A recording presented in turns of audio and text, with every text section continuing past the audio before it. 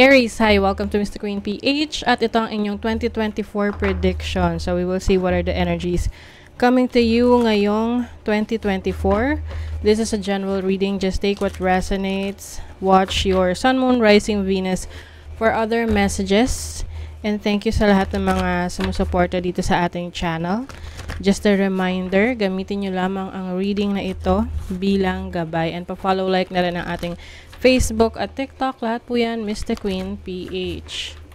And please check out my Shopee. Available ng mga protection and prosperity items, bracelets, zodiac sign bracelets, and many more. Link on the description. Okay, Aries. Let's see. Ano ang ganap sa inyo ngayong 2024? Energies for Aries ngayong 2024. You have the owl. Okay. Ano pa? Ang owl is about messages. Clear knowing, clarity, and wisdom. So, maaring mas meron kang sense of direction ngayong 2024 tungkol sa mga bagay na alam mo, gusto mo. At of course, you will be able to take action whatever this is. Kasi alam mo sigurado ka sa sarili mo. You also have the wolf. So, di ba ang wolf, this is about a very wise energy of an animal, no? So, ito yung maraming alam sa buhay. Ito yung very much connected sa kanyang instinct, sa kanyang intuition.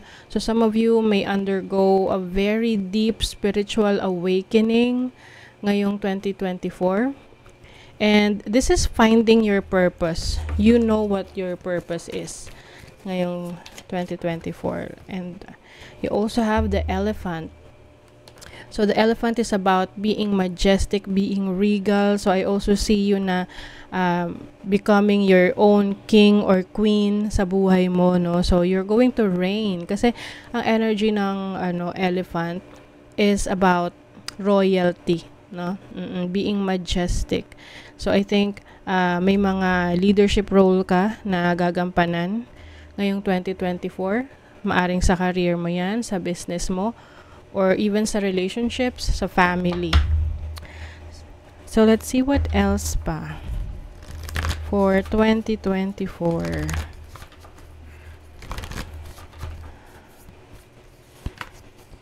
You have Chiron. So this is healing. You're going to heal from your past.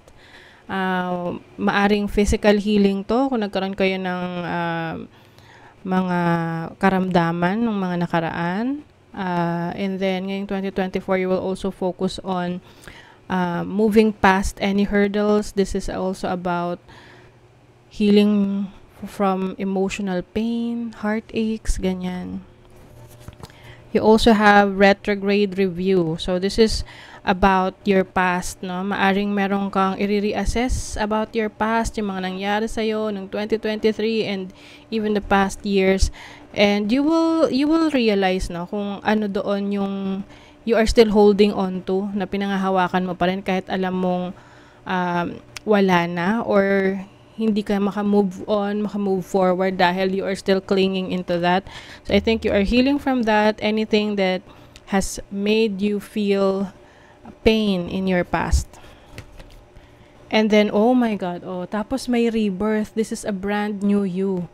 So after healing, after reassessing your situation from the past, may healing. And then merong rebirth. This is a new you, a transformation, major transformation for you. Yung iba merong major glow up. This is also about pagbabago ng pananaw mo sa buhay, mga belief system mo, mga pinaniniwalaan mo, pananaw mo, a lot of things, no? Maraming changes. So, tingnan natin kung ano yung area of life na magkakaroon ng major transformation sa'yo, Aries. Whoa, 12th house.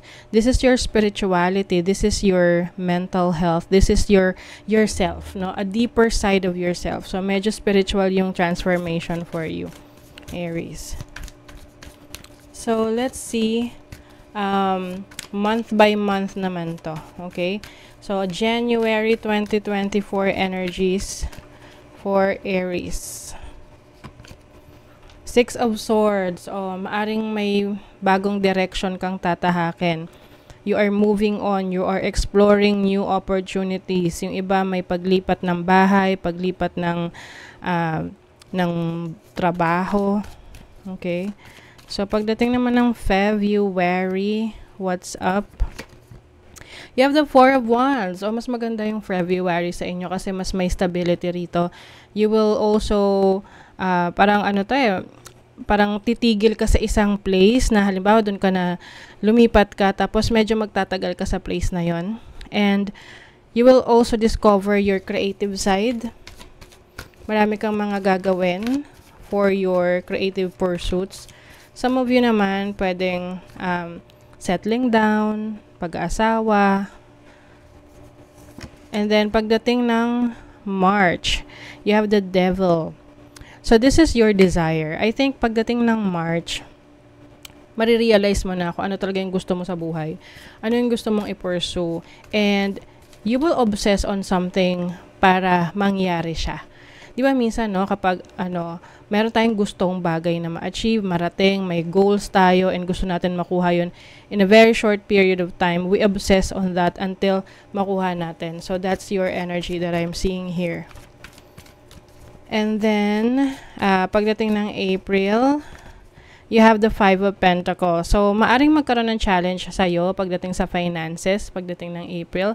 So, you have to make sure na balance yung income tsaka yung expenses mo. And, kumbaga, ngayon pa lang, planuhin mo na kung paano mo paano ka mas makakapag-save, no? Makakapaghanda pagdating sa finances mo, especially in times of needs. So, pagdating naman ng May, so you have the Sun. Ang ganda nito. So, the Sun is about clarity, energy, good things in life. Okay? So, whatever this is na magiging challenges mo, pagdating sa finances mo, makaka-recover ka agad dyan the following month. Okay? And you will have more time and energy to do the things that you want, to do the things that you love. And if you have, may mga anak ka na, you will also find time to be with your kids.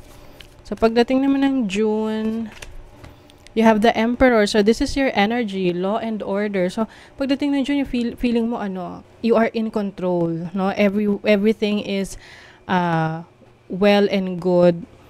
And I think yung disiplina mo sa sarili mo, mas lalong magse-strengthen kasi alam mo kung ano yung nagiging epekto nun, magandang epekto sa buhay mo kapag disiplinado ka at meron kang fina-follow na rules na ikaw rin naman yung nag-set.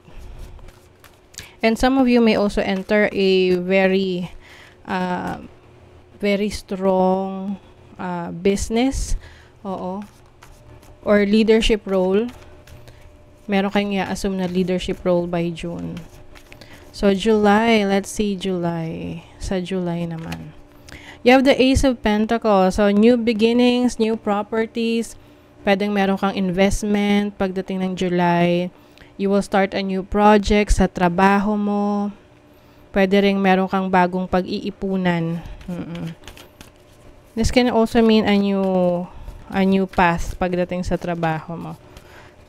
Pagdating ng July, August naman. Wow, the Chariot.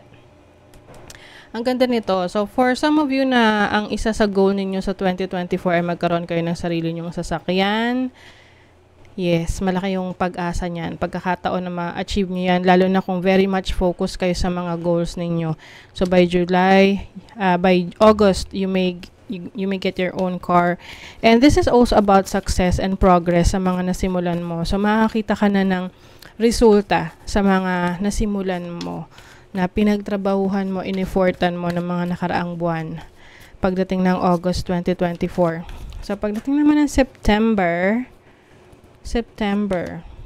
Ace of Wands. Ang daming new beginnings for you, Aries, ngayong 2024. This makes sense kasi the North Node is in Aries right now. So, this is about travel opportunities, no? I see a lot of travel sa inyo second half ng 2024. Especially pagdating ng ng August, September. Meron kang mga new exciting projects and opportunities opening up. So, October, you have the Nine of Cups. Wow, ang ganda naman. Wish fulfillment for you, Aries. Yung mga ano mo, mga gusto mong ma-achieve, makuha, as long as you are obsessed on that, no? Obsessed in a good way and focus on your goals, ma-achieve mo yan. Yung iba naman, merong mga celebration with your family, togetherness, ganyan. And as long as you are optimistic, no, positibo yung pananaw mo, mas magaganda yung mga energies na ma-attract mo. So, this is July, August, September, October, November. November 2024. Wow, Two of Cups.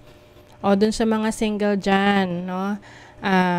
Kung magiging single kayo ngayong 2024, pagdating ng November, ayan, maaring you will enter a partnership or a very serious relationship with someone na talagang in love ka. And for some of you naman, this is also about business partnership din, lalo na kung meron kang pinapalawak na business, tipong sumusubok ka ng mga bagong negosyo, bagong investments. So, someone might be there for you to support you. And meron din ditong peace offering or pag-aayos, no? Kung kayo may mga nakaaway in the past, pagdating ng November, maaayos nyo yan, masusort out nyo yan. So, pagdating naman ng December of 2024, ooh, wow! You have the Tower. Nako, ano to this is like a release of energies that are no longer serving your highest good. So, ito yung tipong, kasi December, di ba? Usually, end of the year yan.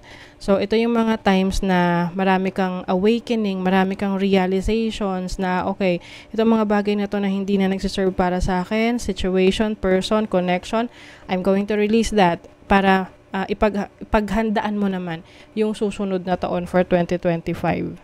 Okay? So, very interesting for you. And let's get some other messages for your money, career, finances sa 2024 for Aries. Okay, you have, wow, blessings. You're so blessed, Aries, ngayong 2024. Unexpected fortune is about to come. Ito yung mga biglaang pera, hindi mo alam kung saan galing. Pwede rin tong sa mga online betting, loto, kung mahilig kayong tumaya sa loto. Meron ditong meron ka rin mga kakaharaping challenges sa mga naging decision mo sa kaperahan mo. Oo, or sa business mo or sa trabaho mo. Pero ito naman kailangan mong i-review, no, para hindi na siya maulit. Oo, yung iba naman may mga investments, no? Nag-grow talaga yung investments ninyo. Wow, North Star. Alam nyo, this makes sense kasi Aries, yung North Node nasa Aries. Oo, still in 2024. So, yeah, I feel like you are really moving towards your life's purpose. This really makes sense, no? Kanina nabanggit ko with the energy of a wolf and an owl. So, ito yung you are following your dreams, you're embracing your passion, you are being directed to your life's purpose, Aries. So, let's see naman sa love. May stalker, merong mga nag-check ng social media mo. Parang maiintriga sila sa'yo.